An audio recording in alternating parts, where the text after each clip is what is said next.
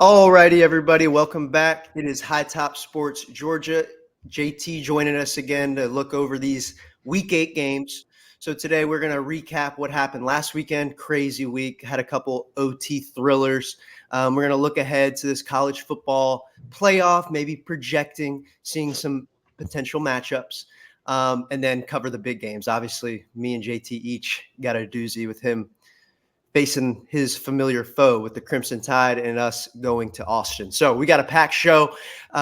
Make sure you like, subscribe, comment what you think may happen in these games. But first, JT, let's get into some recap from last week. Obviously, it was a crazy weekend. Had the Penn State USC thriller, LSU Ole Miss, Ohio State Oregon. JT, how about you pick which one we want to start with here? Yeah, I'm gonna start with the Penn State game on my lock last week. Close game there towards the end. It got a little sweaty. We did end up covering. If you got 3.5, we did end up covering that one by the hook. You did sprinkle on the money line. That was a tough scene. Tough to watch USC come out and really dominate that first half. It was one of those games. The way it was going, it was like, wow, this is typical James Franklin.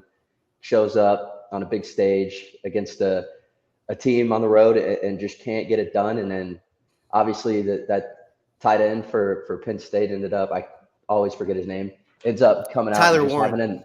Tyler Warren, yeah, ends up coming out and actually having a just unbelievable game. 17 catches, 200 plus yards. The play where he snapped the ball and then he makes an unbelievable catch there. Just unbelievable stuff there from him. But yeah, that game was great game, and glad we were able to cover it. But just the first of OT thrillers for the day. Had a ton between. Go ahead. Tennessee, Absolutely. Georgia.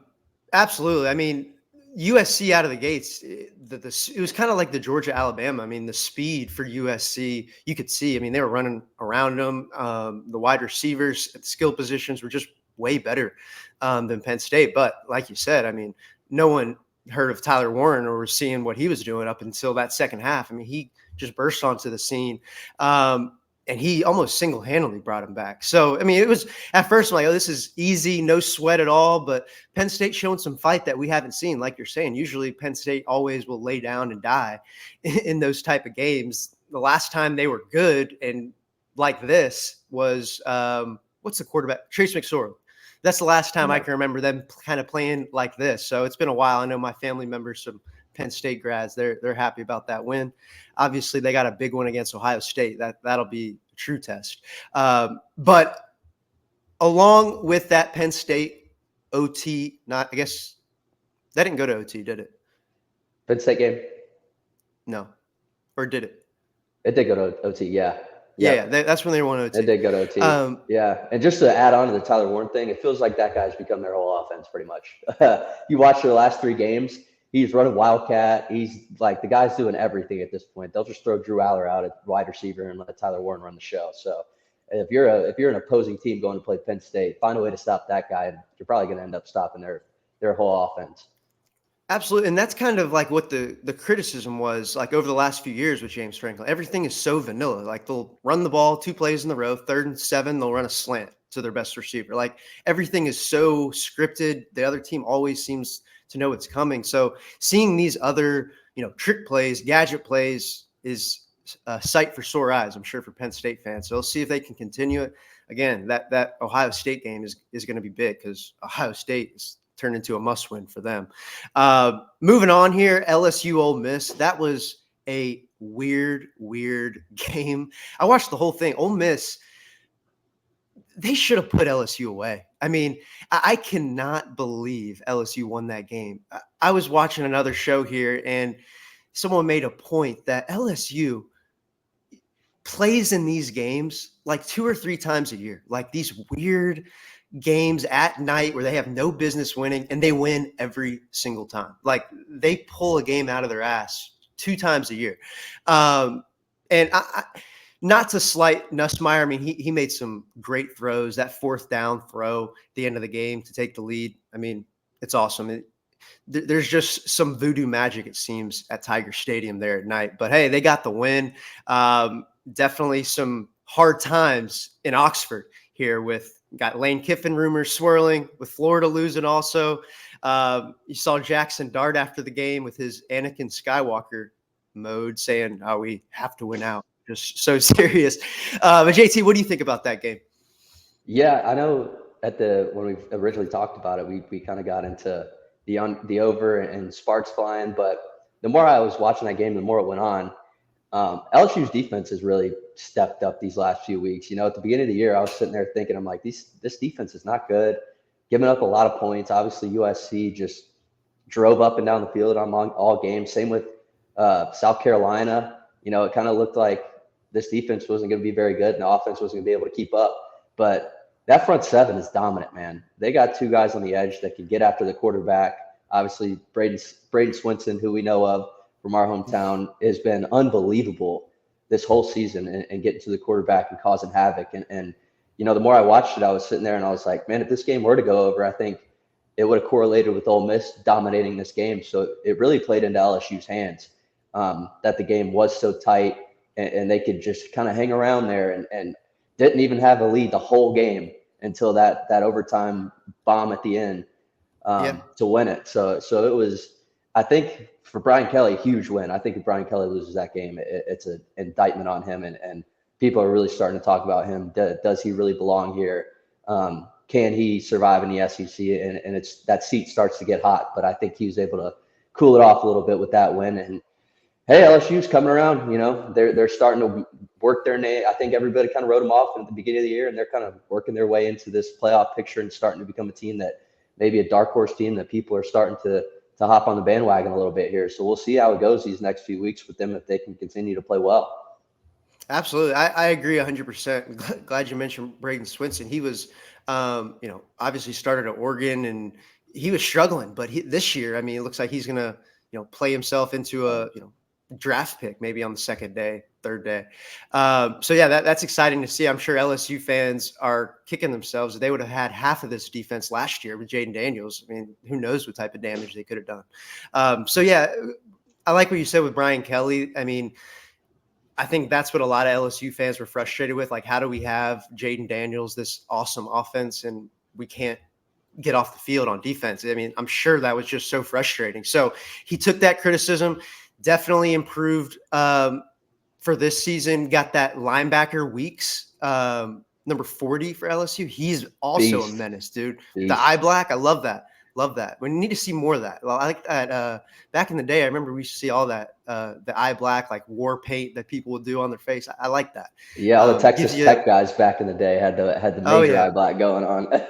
Heck yeah. So LSU, yeah, they got an edge to them on defense, getting after the quarterback. So I have a feeling that LSU Alabama game, that's going to be in Tiger Stadium. That's going to be a big one. It's going to get us back to a couple of years ago where those appointment television games, 40-38. I envision that happening. But yeah, LSU, like you're saying, could be a dark horse team. And hey, with Nussmeier playing as well as he is, you got Lacey on the outside. They are scary. So definitely look out for LSU. Who do they got this week? I know they had they got Arkansas. So yeah, Arkansas. I mean, JT, you know that going to Arkansas at night, the spread's a little bit weird, 2.5. So an older LSU team, like LSU team from last year, they would lose against Arkansas this week, I believe. So this will be a telltale game. See if they can, continue to take it game by game, not look ahead and take care of who they should take care of. Even though Arkansas is, playing pretty well, LSU should have no problems if they play like they played against Ole Miss. So that'll be interesting to see. Any last thoughts you have about that game or those two teams? Yeah. Just like you said, night game in Arkansas, and night game in any SEC environment, especially with how college football is kind of becoming very similar to the NFL, where it's a week-by-week league at this point. It feels like, you never really know what's going to happen. Definitely the playing field is evened out, it feels like. And so going into these games, these big primetime games where, the last few years it's been like, all right, well, we can kind of tell who's going to win this game. But in these games now, you never know. And Arkansas is a good football team. Sam Pittman's a great coach, so they're going to come prepared to play. And another big game for Brian Kelly. So we'll see if he can keep it rolling. Absolutely. Absolutely. So to get into, we're going to follow up on this on Oregon, Ohio State here in a second, but to get into the playoff, the rankings, or they were discussing the rankings on Tuesday, kind of projecting what the playoff bracket would be in November with the current standing. So kind of thought we would project a little bit and look at some potential matchups. Actually, alrighty. So after we discuss these games, we are going to get into this week's big one. So starting off, we are going to go to Knoxville. Alabama takes on Tennessee. And I'll tell you what, JT, I know I'm not a fan of Tennessee per se, but I'm getting vibes of 2021 where that they took the goalpost to the river there. Like, I feel like this is just going to be a crazy, crazy game in Knoxville. It's usually that way when Alabama and Tennessee play each other. So I have game of the year vibe. Like, I just feel like this is going to be a great game. Backs against the wall for both teams. Both of them do not want to get that second loss because then they got to win out. And both of them still have some tests to go. Tennessee having Georgia on the road and Alabama having LSU on the road. So you definitely don't want to pick up that second loss this early. So we'll start with you.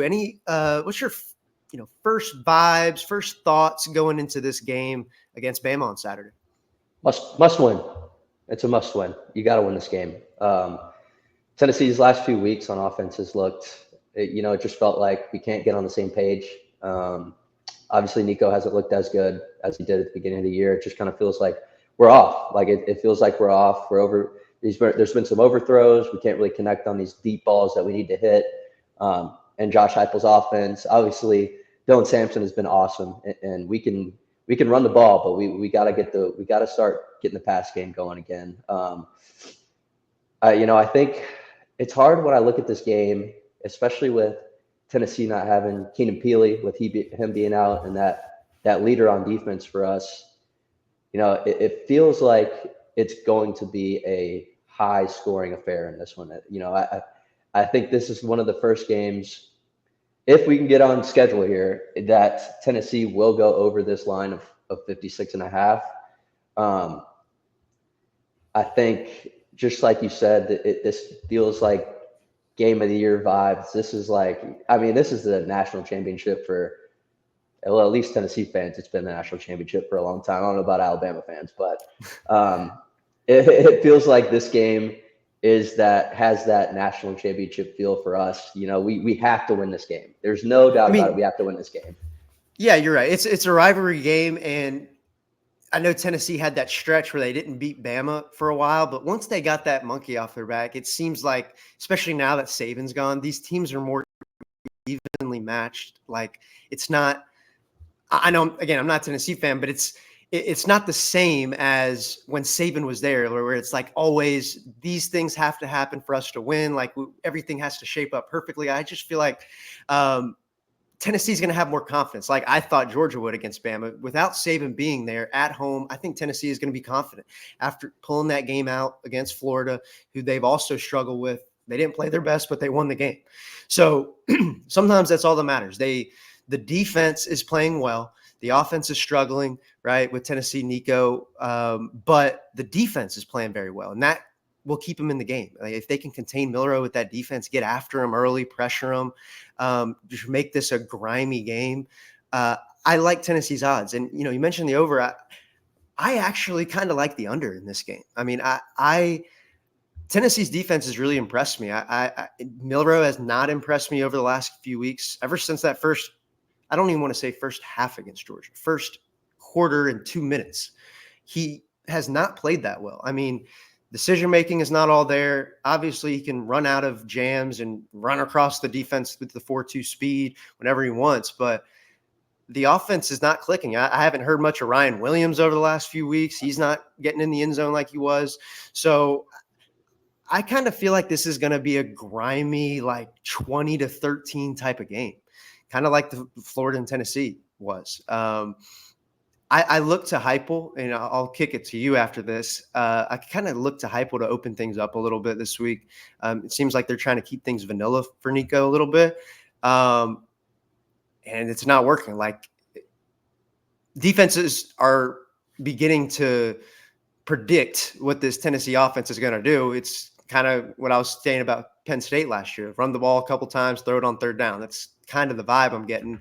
I look to Heupel to open the playbook up a little bit, especially with Bama, and maybe get some shot plays down the field. What do you think about that?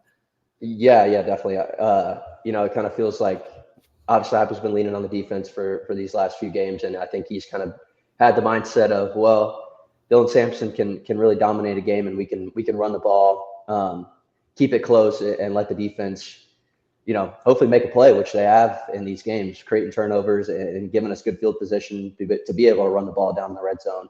And to your point about Bama, yeah, I think for them, and I think for Kalen DeBoer, if they were to lose this game, it is DEFCON 1. It's going to start getting a little dicey for them, and for Kalen DeBoer, I think he needs to win this game, especially with losing to Vandy, struggling against South Carolina, really getting lucky in that game, and they probably should have lost that game. And I made a comment to you before we got on here about how they dropped Tennessee 3 spots after a close game against Florida, who we always struggle against. That's a rivalry game. We beat that team 3 times in the last 2 decades. So, and Bama's not dropped at all against, losing against Vandy again and struggling against South Carolina. So I think, Bama's got to win this game, in my opinion, or I think they're pretty much done at this point, especially with how LSU is playing. And same thing with Tennessee. Tennessee's got to win, especially with having going down to Georgia here later in the year.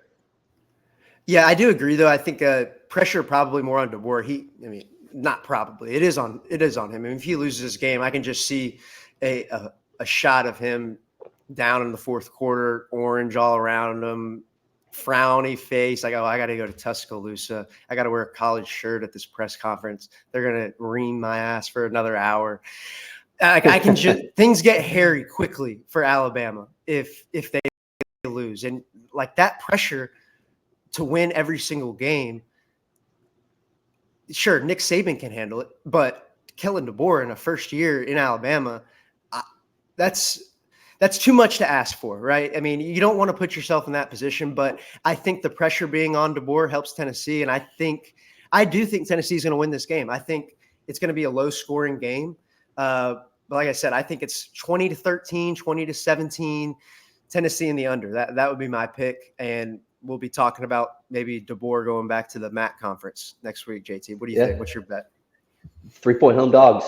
Hard to bet against a home dog in these games sometimes, especially when it's 3 points. That seems to be the number for these home dogs. So, I like. Obviously, I'm going to tell you I like Tennessee in this game. I probably won't bet on it, but I'll probably stay away from it and just sweat it out as a fan, and hopefully we can pull it off and we can keep it rolling here. I think we really need this win, and we need to play well on offense to get our confidence back. So it'll be interesting. I think the big thing for us on defense, especially, and I wanted to make this comment earlier, was to your point about Jalen Milroe running the football. Hopefully we learned from that Arkansas game, and we can keep that rush lane integrity and keep him in the pocket a little bit, not let him get outside. So again, we got to keep him there and not let him get outside and make him throw the ball to beat us.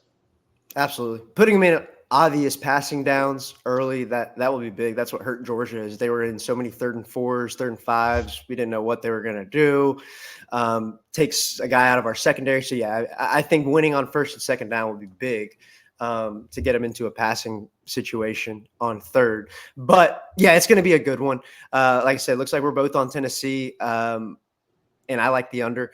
So now we're going to get into Georgia, Texas. Obviously, me and Shelton talked about that last night, but this is a big one, right? I was watching ESPN on Tuesday, and we mentioned this last night, is if you were to just watch coverage of this game, you would think, if you not check the line, you would think Texas is 7-point minimum favorites. I mean, Greg McElroy's like, yeah, they got an edge on the outside. They do have an edge in the trenches. You know what? I don't know how Georgia keeps this close. And Reese Davis comes on. He's like, well, you guys are not giving Georgia a chance. I promise you, poor old Georgia will be there Saturday night. And a point that I made and I think is very valid is everyone loves to say it's a year-by-year sport, right? You don't want to give Saban extra points, even though they do, like in rankings for what they've done last year. It seems like that's what they're doing for Texas. I know Texas is very good. They're returning Quinn Ewers. They got Isaiah Bond on the outside. Defense looks good, but who have they proven it against? Michigan, who when they were still trying to throw the ball and they didn't have a quarterback. To me, they have not proven anything, especially against an offense as capable as Georgia's. They've gone against two true freshman quarterbacks, against one at Oklahoma, a couple transfer quarterbacks. So Carson Beck and the boys is a whole different animal. So I feel like people underestimate the difference between what they've played thus far and what Carson Beck is going to bring into town. Granted, I know Carson has some struggles with turnovers, but just the weapons that we're going to produce in Austin is something they haven't seen. So I think, and obviously, again, I may be a little biased, but I think people are giving up on Georgia a little bit too early. I even heard a comment saying there's a little bit of a drop off from the first three until, Georgia, Penn State. And again, I just want to reiterate, Georgia has not lost a game. We'll take Alabama out of this. They are better as of now until we beat them. They have not lost a game to anybody, but that's outside of Bama since COVID. We were still wearing masks, and Dan Mullen's wife was still French kissing Florida players. So that's a long time. And until someone proves to me that someone else can beat them, I refuse to believe it. And I think that's the feel in the locker room. These Georgia players, they don't feel like they're the underdog in this game. I guarantee you they do hear the noise. They can probably feel the back against the wall a little bit. Must-win game. We already got the one loss. But I like the narrative heading into this game, not giving us a chance, kind of put a chip on their shoulder. And there's some real criticism mixed in there as well. Right. With the turnovers and things like that. So they have a point to prove, not just, fake things that Kirby says throughout the week. They have real ammunition. But JT, what do you think? Yeah. I think the reason everybody's kind of hopping on the Texas bandwagon is because you look at last week in that game, usually that game is a close game for the most part, the Red River rivalry. That was really the first time, at least in my perspective, and from what I've seen, that game has been like that. Didn't really expect it to become a blowout like it was, especially at the beginning with how Quinn Ewers was struggling. And, it seemed like he couldn't really get going in that first quarter. And I was sitting there saying all right, well, this keeps up, we're going to see an arch sighting here soon. But obviously Oklahoma cannot get anything going on offense, and the turnover started to pile up. But when I look at this game, I think turnovers is going to be the X factor in this game. I think the turnover battle is going to be who dictates this game and who ultimately wins this game. Just like you said, Carson Beck has struggled with turnovers this year. I think this offense for Georgia is so completely different from what it usually is. For the last few years, it's been ground and pound, lean on the defense, play action, make a big play, but like I said, mostly just lean on the run. And now it seems like it's become more of let Carson Beck air it out. With that, you're going to have turnovers, and it seems like he's cut down on those a little bit. He played well last week against Mississippi State. I did think the defense towards the end, they kind of let their foot off the gas and let them back in that game. So in this game, they're definitely going to have to tighten up and keep Quinn Ewers and that offense at bay. But yeah, for me, this game comes down to turnovers, man. Whoever can win the turnover battle is going to win this football game. Absolutely, as we saw with Bama. And I know I keep doing analogies, but this is the same type of vibe for me. I mean, Alabama game, Texas game at night. I agree with you. We cannot put ourselves in a hole with early turnovers, fighting the crowd. Texas is already good. We don't need the crowd against us 2 minutes in, down 14-0. So I 100% agree. And I'm glad you mentioned the running game, because that's probably something I haven't mentioned enough. Is I cannot think of the last time Georgia has been this, I don't want to say inept, but been this poor running the football. And we thought ETN was going to be very good, and he is good. It's just we're not seeing the same holes that we're usually seeing. And to your point, it does seem like it's a more pass first approach. I mean, we saw it against Bama. The first 5 plays of the game were deep shots. So, to that point, I don't think we have to change our who we are to this point and, try to start running the ball back to the old Georgia way. But I do think instead of starting the game off with, 3 deep balls, maybe a screen to ETN, swing pass, get running backs going out of the backfield in the passing game if we can't run the football. That is something I look for Bobo to do this week. I think ETN's going to have a big game out of the backfield. I think that's going to be a primary tactic for this Georgia offense, finding the mismatches with the running backs and these linebackers. Because at this point, we still have not had a 100-yard rusher. And against Texas, I don't think that's going to just start against Texas on the road. So I think Bobo's probably going to, try to do different things to get the running back involved and keep the defense off balance. But you're right. This new Georgia offense, obviously putting the ball in the air more, you're going to have more turnovers.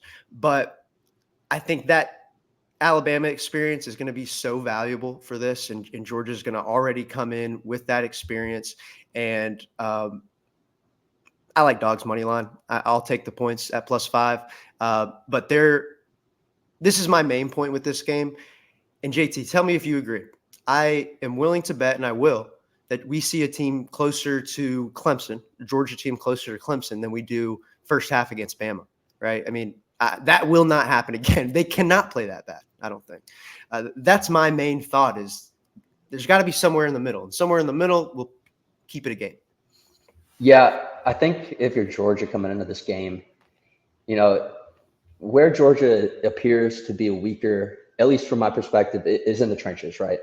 I don't feel that they have the depth that they've had on the defensive line for the past 3-4 years, 5 years, however long Kirby's been there. They've had a dominant defensive line. And then on the offensive line, it feels like they're a lot weaker as well. They've always had, for the most part, I can remember a lot of first-round picks on that offensive line, especially at the tackle position. And it doesn't feel like they're as good in the run game and pushing the other defensive line back and making those run gaps available for the running back. So I think Georgia coming into this game, they've got to try it. They can't just immediately go to throwing the ball. They got to try to establish a running game in order to keep Texas's offense off the field. Get those guys going, get them confident on the road. And if you can get them going and confident and you can get a run game going, I think that's the way you keep this game close and you begin to dominate this football game. Because if those guys get confident and you can start pushing the ball and running the ball, everything else is going to open up on offense. And like I said, you keep Quinn Ewers off the field, and that's going to be big time for them. Yeah, you're absolutely right. And there's no debate that Georgia is thinner on the offensive, defensive line. NIL, I mean, everyone's thinner. People aren't playing. They're a 4-star. They'll just go start at Kentucky or Vanderbilt somewhere. So that, as we're seeing, is the issue. But I do think we are going to get some guys back. Tate Ratledge might be playing. He's questionable for this game. Him being back in this game would be huge. But yeah, I definitely agree. We need to start to try to get the ball, get the running game going, keep them, wear down the clock a little bit, keep Quinn off the field. But if it doesn't work, not completely giving up on it and maybe shifting to short passes to the running backs. But absolutely trying it out of the gate. What's your pick? Be careful how you answer this.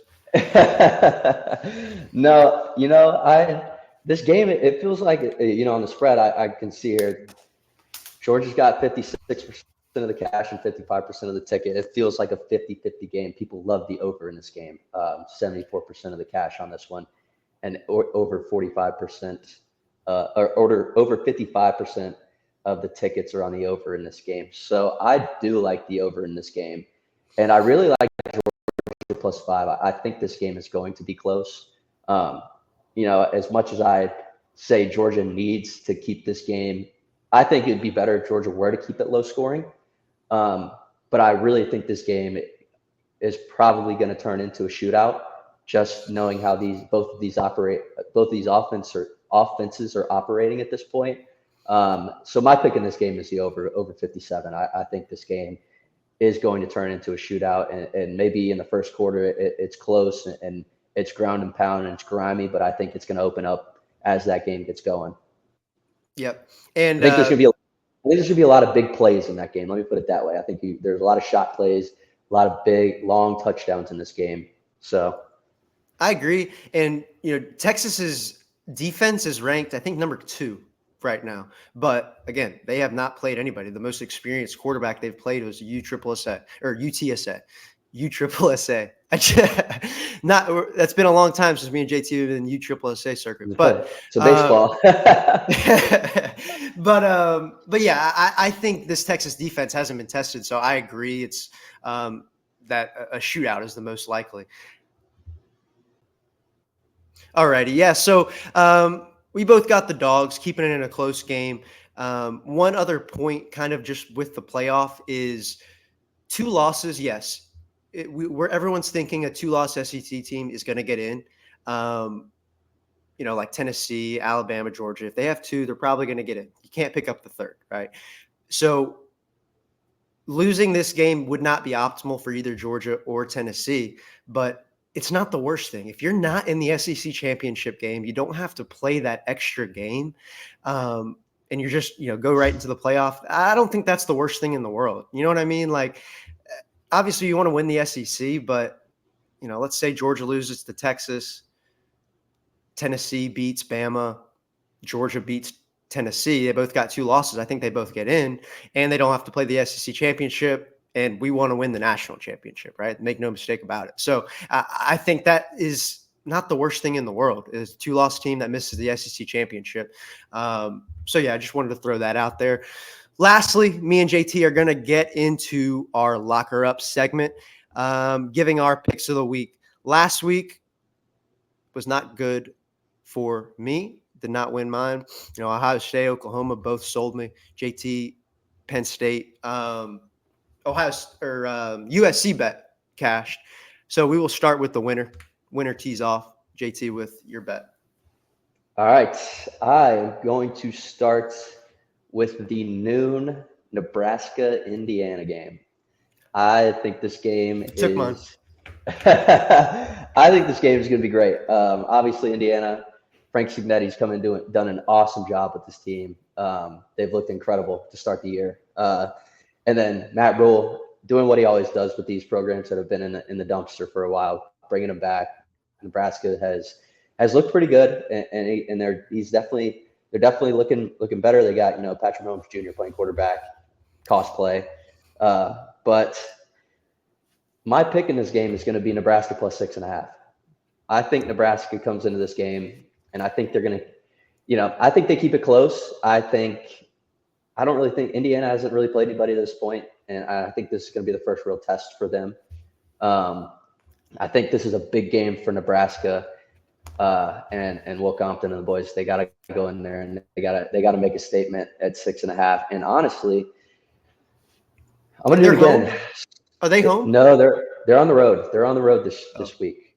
I'm going to do it again. Sprinkle a little bit on the money line in this game. I like Nebraska. 6 plus okay. 1. Yeah, plus 6. I got it 6.5 right here. It's probably different between whatever book you're on, but yeah, I like Nebraska plus 6.5 in this game, and go ahead and sprinkle a little bit on the money line. I think they win this football game. I like that. Like I said, I was gonna head to that game as well. I think Indiana is getting a little bit too much love. They haven't played anybody, like you said. They literally haven't played anybody. I was looking just now to see who the best team they've played so far this year, and it's rough, dude. I mean, I think their best win is Maryland. And they're terrible. So I like that bet. I think Dylan Raiola, they have the edge at quarterback. He's got that moxie that we love to see out of the quarterback there. So yeah, I believe I agree with you there. I was going to go there myself in a close game with Nebraska and Indiana. But for my pick, we touched on it earlier. I think this LSU team is different, JT. I think they are a little bit different. I think that they're going to go into Arkansas and that win, storming the field late at night, walk-off touchdown. I mean, you cannot be riding a bigger high. And it is a letdown spot. But again, I think having this defense, we mentioned Braden Swinson, weeks on the defense, getting after the quarterback, I think that's going to be the difference. I think this defense is really going to suffocate the Arkansas offense. I mean, we saw without the quarterback making plays with his feet, the Arkansas offense is pretty limited, right? They're not able to throw the ball that well. So I think LSU wins this game comfortably, maybe 2 or 3 scores. That is my locker up segment. And I think Garrett Nussmeier really puts himself up there in the Heisman conversation after this week. I really think he's going to go crazy. So with that, I'm actually going to get a little bonus Heisman pick. Garrett Nussmeier. I like really? it. He's what got are the odds on yeah. that? You know the odds on that? I checked him last week.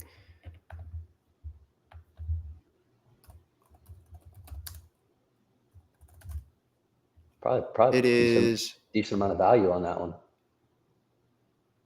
Well, the way I think about it is the moments that he's going to have. So yeah, he's plus 3,000 right now. He's under Cade Klubnik. I mean, think about it. If he wins out, if he beats Bama, he's going to have the moments necessary to win. And he's going to have the numbers. I mean, he's been throwing the ball around the field a little bit, so he's going to have to beat Bama. He's obviously going to have to win the big games, but if you want to sprinkle, I think that's a good value pick. Yeah, some good value on that one. I don't know. I'm at the point where it's hard for me to go against Travis Hunter at this point. Yeah, he's a mutant for sure. The guy's been incredible, and then you obviously have Ashton Jeanty and Boise State, who's putting up ungodly numbers right now. I mean, it's unbelievable what he's doing. So I think those two guys, at this point in the season at least, have kind of run away with it a little bit. But like you said, coming down the stretch, I think if there's a quarterback out there that has this is the first time in a while we haven't seen 4 quarterbacks dominating a Heisman race. But with that said, there's going to be a quarterback in there at some point. So I don't know, like you Dylan said, Gabriel. Yeah. The guy's been playing. He's the leading quarterback right now. Like that guy will be playing college football he's considered a 10-year vet at this point. It's unbelievable. But yeah, I think coming down the stretch, if one of these guys can put some Heisman moments together and some big wins, you can get this and stream along some wins here at the end. You never know. Somebody else could sneak in there, especially if any of those top 2 guys were to unfortunately get injured or anything like that. I think you see another guy start to sneak in there towards the end. So it'll be interesting to see. But absolutely. Yeah, I mean, who knows? It's worth the sprinkle. Ashton Jeanty, is hard to argue with him or Travis Hunter. But we shall see. I think SEC, as we get further along, things get in the nitty-gritty into the playoff selection, quarterback play. I think we're going to see the 3 quarterbacks up there at some point this year. But with that, who do I have? I just said it. LSU, baby. I have LSU minus 2.5. And JT has got Nebraska, Dylan Raiola. Bet it at BetUS. And for that is me and JT. Thanks for this week. We will see you next week. And go Dogs and go Big Orange, baby. Let's go. All righty.